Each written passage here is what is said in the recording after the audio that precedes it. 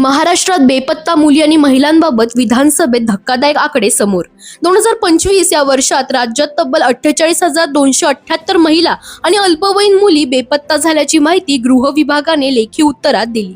आमदार मंगेश कुडाळकर आणि प्रशांत ठाकूर यांच्या प्रश्नाला उत्तर देताना सांगण्यात आलं की यापैकी 36,581 महिलांचा शोध लागला आहे. मात्र 11,697 महिला अजूनही बेपत्ता आहेत.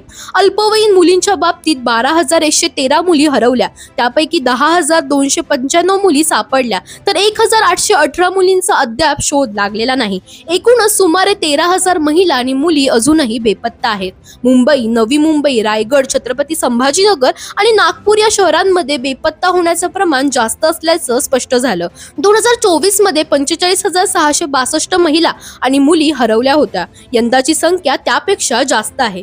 दरम्यान राज्यात 20 जानेवारीपासून ऑपरेशन मुस्कान अंतर्गत हरवलेल्या मुलींचा शोध सुरू असल्याचं सरकारने सांगितलं. तरीही हजारो मुली आणि महिला बेपत्ता असल्याने पालकांमध्ये भीती आणि चिंतेचं वातावरण आहे. दरम्यान तुम्हाला याबाबत काय वाटतं आम्हाला कमेंटमध्ये नक्की सांगा आणि इंडिया लीडरला फॉलो करायला विसरू नका.